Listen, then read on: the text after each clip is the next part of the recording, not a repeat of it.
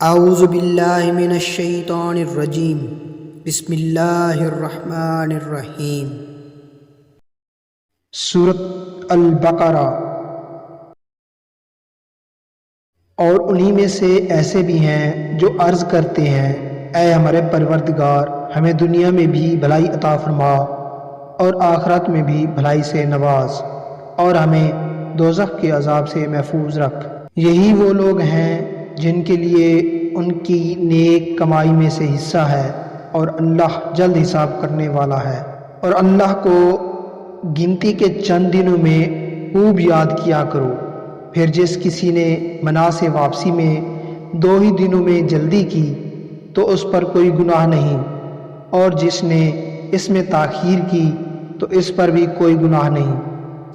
یہ اس کے لیے ہے جو پرہیزگاری اختیار کرے، اور اللہ سے ڈرتے رہو، اور جان لو کہ تم سب کو اسی کے پاس جمع کیا جائے گا۔ اور لوگوں میں کوئی شخص ایسا بھی ہوتا ہے کہ جس کی گفتگو دنیاوی زندگی میں تجھے اچھی لگتی ہے، اور وہ اللہ کو اپنے دل کی بات پر گواہ بھی بناتا ہے، حالانکہ وہ سب سے زیادہ جھگڑالو ہے۔ اور جب وہ آپ سے پھر جاتا ہے تو زمین میں ہر ممکن بھاگ دوڑ کرتا ہے تاکہ اس میں فساد انگیزی کرے اور کھیتیاں اور جانیں تباہ کر دے، اور اللہ فساد کو پسند نہیں فرماتا۔ اور جب اسے اس ظلم و فساد پر کہا جائے کہ اللہ سے ڈرو تو اس کا غرور اسے مزید گناہ پر اکساتا ہے، پس اس کے لیے جہنم کافی ہے، اور وہ یقیناً برا ٹھکانہ ہے۔ اور اس کے برعکس لوگوں میں کوئی شخص ایسا بھی ہوتا ہے جو اللہ کی رضا حاصل کرنے کے لیے اپنی جان بھی بیچ ڈالتا ہے، اور اللہ بندوں پر بڑی مہربانی فرمانے والا ہے۔ اے ایمان والو، اسلام میں پورے داخل ہو جاؤ اور شیطان کے راستوں پر نہ چلو، بے شک وہ تمہارا کھلا دشمن ہے۔ پس اگر تم اس کے بعد بھی لغزش کرو جبکہ تمہارے پاس واضح نشانیاں آ چکیں تو جان لو کہ اللہ بہت غالب بڑی حکمت والا ہے۔ کیا وہ اس بات کے منتظر ہیں کہ بادل کے سائبانوں میں اللہ کا عذاب آ جائے اور فرشتے بھی نیچے اتر آئیں اور سارا قصہ تمام ہو جائے تو سارے کام اللہ ہی کی طرف لوٹائے جائیں گے؟ آپ بنی اسرائیل سے پوچھ لیں کہ ہم نے انہیں کتنی واضح نشانیاں عطا کی تھیں، اور جو شخص اللہ کی نعمت کو اپنے پاس آ جانے کے بعد بدل ڈالے تو بے شک اللہ سخت عذاب دینے والا ہے۔ کافروں کے لیے دنیا کی زندگی خوب آراستہ کر دی گئی ہے، اور وہ ایمان والوں سے تمسخر کرتے ہیں، اور جنہوں نے تقوی اختیار کیا وہ قیامت کے دن ان پر سر بلند ہوں گے، اور اللہ جسے چاہتا ہے بے حساب نوازتا ہے۔ سب لوگ ایک ہی دین پر جمع تھے، پھر جب ان میں اختلافات رونما ہو گئے تو اللہ نے بشارت دینے والے اور ڈر سنانے والے پیغمبروں کو بھیجا، اور ان کے ساتھ حق پر مبنی کتاب اتاری تاکہ وہ لوگوں میں ان امور کا فیصلہ کر دے جن میں وہ اختلاف کرنے لگے تھے، اور اس میں اختلاف بھی فقط انہی لوگوں نے کیا جنہیں وہ کتاب دی گئی تھی، باوجود اس کے کہ ان کے پاس واضح نشانیاں آ چکی تھیں۔ محض باہمی بغض و حسد کے باعث پھر اللہ نے ایمان والوں کو اپنے حکم سے وہ حق کی بات سمجھا دی جس میں وہ اختلاف کرتے تھے، اور اللہ جسے چاہتا ہے سیدھے راستے کی طرف ہدایت فرما دیتا ہے۔ کیا تم یہ گمان کرتے ہو کہ تم جنت میں داخل ہو جاؤ گے،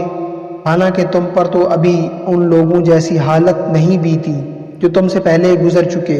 انہیں تو طرح طرح کی سختیاں اور تکلیفیں پہنچیں، اور انہیں ہلا ڈالا گیا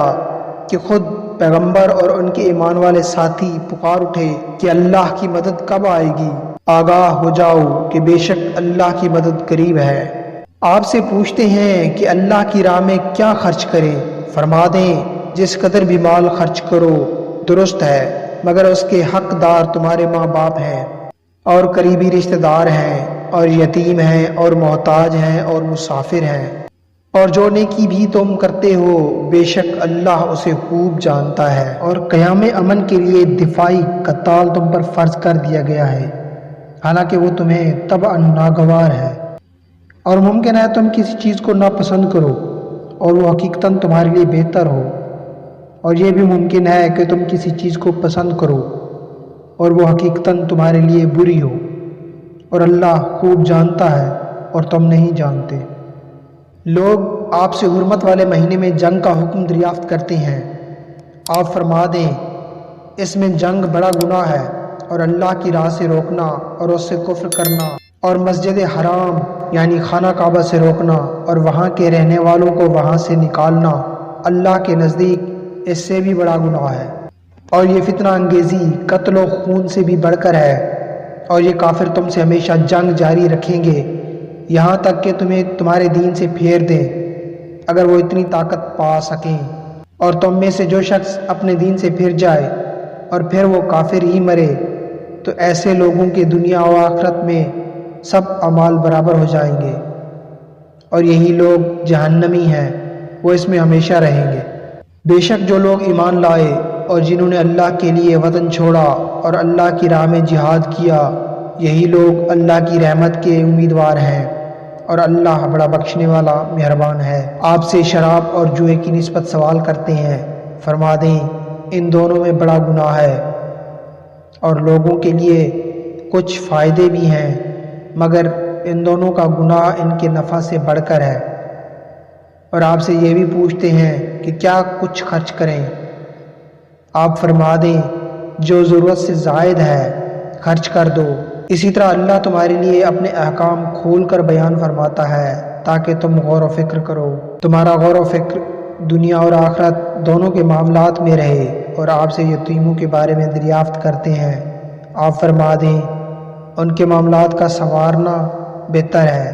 اور اگر انہیں نفقہ اور کاروبار میں اپنے ساتھ ملا لو تو وہ بھی تمہارے بھائی ہیں، اور اللہ خرابی کرنے والوں کو بھلائی کرنے والوں سے جدا پہچانتا ہے،